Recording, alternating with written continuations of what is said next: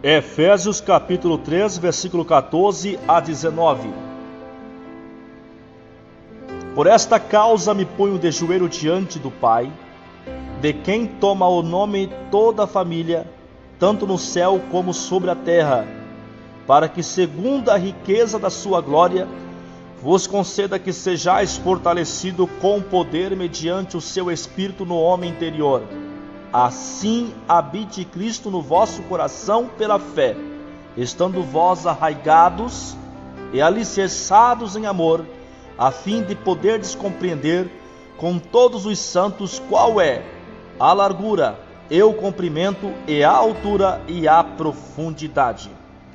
Diletos ouvintes do canal Missão Atalaia, a mensagem que eu quero vos trazer nesta oportunidade, ela vem com um tema: Missão de Deus em minha vida. E a proposta desta mensagem é mostrar a você como compreender o plano de Deus em sua vida, como se preparar para tal missão e como fazer a vontade daquele que te enviou sem ter o nosso eu como prioridade. Compreender, se preparar e fazer. Gostaria que você topificasse isso em sua mente para que você venha entender o que Deus tem na tua vida. Compreender, se preparar e fazer. E nesta leitura do livro de Efésios, mostra como Paulo entendia esta missão. Ele entendia que Cristo tinha que habitar pela fé no coração das pessoas, que era este habitar pela fé no coração das pessoas, como Paulo ele entendia, como lemos aqui neste texto. Este habitar pela fé no coração das pessoas fala de andar como ele andou. Paulo ele fazia os seus ouvintes entender que estas pessoas que aceitavam a Cristo como único e suficiente Salvador tinha que andar como Cristo andou, tinha que viver como Cristo viveu. Isto era uma coisa importante que o apóstolo Paulo passava para os seus ouvintes. E Paulo ele tinha isto como missão primária em seu ministério, que era uma prioridade central do seu ministério. A prioridade central do chamado de Paulo: promover Cristo no coração das pessoas. Eu, como pregador, como chamado do Senhor, como presbítero, o meu chamado é promover Cristo no coração das pessoas. Fazer a obra daquele que nos enviou não é nos preocupar com o nosso status, é fazer a vontade daquele que nos enviou, alegrando, sofrendo como Cristo sofreu, andando como ele andou e vivendo como ele viveu. Ele fala também, apóstolo Paulo, sobre dimensões espirituais que nós aprendemos nesse texto, que onde acabamos de ler, que é a largura, o comprimento, a altura e a profundidade. A largura, senhoras e senhores, fala dos valores espirituais. O comprimento fala de relacionamento com Cristo. A altura fala da doutrina de Cristo. A profundidade fala da palavra de Deus. A largura, que são os valores espirituais, que fala da harmonia, verdade, caridade, fé e esperança. O comprimento, que fala do relacionamento com Cristo, dá um impacto muito grande quando lemos lá em João, no capítulo 14, versículo 23. Se alguém me ama, guardará a minha palavra, e o meu Pai os amará. Viremos para ele e faremos nele morada. Entenda bem, senhoras e senhores, que este versículo bíblico fala de relacionamento com Cristo, que é o cumprimento, sendo que a doutrina que fala de Cristo, que são os rudimentos da fé cristã, que já haviam sido ensinados pelos profetas anteriormente. Aleluia! E a profundidade fala da palavra, a palavra que lava, a palavra que nos mantém limpo, a palavra que nos purifica, a palavra que nos enche, a palavra que nos transforma, a palavra que nos faz conhecer a Deus de uma forma melhor. Aleluia! E todo este quadro que acabamos de ver aqui, aonde for exposto aqui pelo canal Missão Atalaia, objetivo também central, primordial, principal, categórico, evidente do apóstolo Paulo era promover Cristo no coração das pessoas. Assim também como você tem que entender que você tem que promover Cristo no coração das pessoas.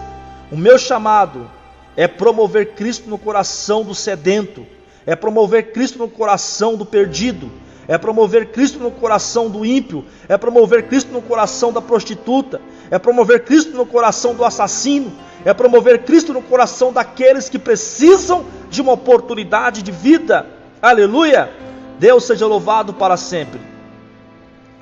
E também levar ao entendimento das 4 dimensões que ora foram mencionadas aqui, que são largura, comprimento, altura e profundidade, para que todos sejais cheios da plenitude de Deus.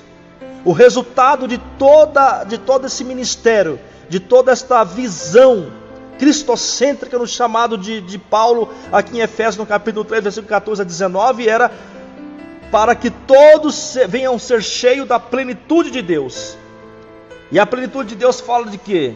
Fala da abundância, da presença completa, da estatura completa, tempo certo de Deus agir na vida destas pessoas. A plenitude é um quadro completo do trabalhar de Deus na vida das pessoas. Mas eu sei que você, como Paulo, você lá atrás não era uma pessoa completa como você é hoje, e por isso você tem essa chamada para fazer a vontade de Deus. Para você entender o chamado de Paulo, primeiro você tem que entender que antes ele era Saulo, ele não era Paulo. E quando você olha para Paulo, você vê um ministério completo do chamado de Deus na vida dele. Mas quando você olha para Saulo, você olha ele como um extremista religioso. O que é um extremista religioso? É aquele que toma medida radical por uma causa. Mas não entendi ainda, Cleon Ribeiro. O que você está querendo dizer? Estou querendo dizer para você que Paulo ele era Saulo. E quando ele era Saulo, ele era um terrorista. Mas como assim ele era um terrorista? Ele era um terrorista pelo fato de ele liderar um ritual de apedrejamento. Você pode ver isso lá em Atos no capítulo 6. Ele não teve uma vida fácil. Ele era um homem terrível que se importava com a religião e com a lei e não fazia a vontade daquele que enviou, daquele que chamou ele na realidade. Mas pelo fato de Saulo ser um extremista religioso, um líder de um ritual, de um massacre de apedrejamento, ele era um homem que Deus estava de olho em seu currículo. Ele era um homem que Deus olhava para ele e entendia que se ele fosse resgatado, ele seria uma bomba atômica na mão do Senhor. Ele seria um homem responsável para salvar diversas almas. Quando você olha para Saulo, você vê ele um homem terrível, assassino, perigoso e perseguidor dos cristãos. Mas ele era um homem que tinha este currículo aqui, e Deus estava de olho nele. Quando você olha para Saulo, você olha para a cultura dele. Ele falava o aramaico, que era a sua língua nativa. Ele falava também o hebraico, que era a língua da faculdade teológica, onde ele estudou aos pés do rabino Gamaliel. Ele falava latim, que era a língua oficial do Império Romano. E ele também falava o grego, que era a língua internacional do comércio e da cultura helenista. Diletos ouvintes do canal Missão Atalaia, Deus ele não quer saber se você é estudado ou se você não é estudado. Deus ele se importa com seu chamado. Se você hoje tem um impacto em teu coração e você entende que você tem que fazer a obra do Senhor, parte para os princípios de Paulo e não de Saulo. Apesar de Saulo ter todo este conhecimento em aramaico, em hebraico, em latim e grego, ele precisava se transformar em Paulo. Paulo significa pequeno e Saulo significa grande. Para você fazer a vontade daquele que te enviou, você precisa se tornar pequeno. Você precisa se tornar um homem com chamadas claras diante do Senhor, chamadas de fazer a vontade daquele que te enviou de uma forma coerente e respeitosa. Diletos ouvintes, a palavra de Deus diz assim, como acabamos de ler ainda agora: ide por todo mundo, pregai o evangelho a toda criatura. O ide é sua responsabilidade. Se você ama o Senhor, se você entende que pessoas precisam receber a Ele como teu Salvador, que esta salvação não venha ficar só para você, entenda que você precisa partir para o princípio dos ensinamentos de Paulo, que era promover Cristo no coração das pessoas. E você tem que entender isto como missão primária em teu ministério. Diletos ouvintes do canal Missão Atalaia, venhamos nós compreender o que Deus tem em nossas vidas de uma maneira especial e também extraordinária.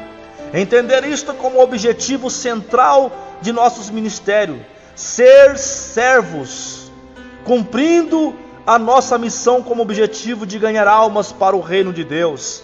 Aleluia!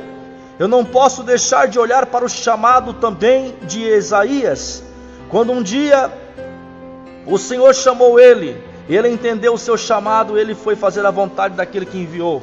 E também devo olhar também para o chamado de Ezequiel, quando o Senhor um dia mostrou para ele um tamanho vale de ossos secos, e ele precisava entender que ele tinha que pregar, aleluia, naquela época. Então nós não venhamos nós fazer a vontade de Deus de qualquer maneira, fazer a vontade daquele que nos enviou pensando em nosso status, mas pensando em seu absoluto chamado. Olha para o chamado dos apóstolos, olha também para o chamado dos 70, olha também para o chamado de Josué, um homem que não tinha capacidade, porém Deus o capacitou. Esforça-te, Josué, pois eu serei contigo. Para fazer a vontade de Deus, nós precisamos estar de acordo com seus princípios, de acordo com a sua vontade. E o objetivo desta mensagem, nesta oportunidade, é fazer você entender os princípios básicos do chamado de Paulo e você fazer a vontade daquele que te enviou. Amém, queridos irmãos? Deus abençoe a tua vida de uma forma especial e extraordinária. Amém.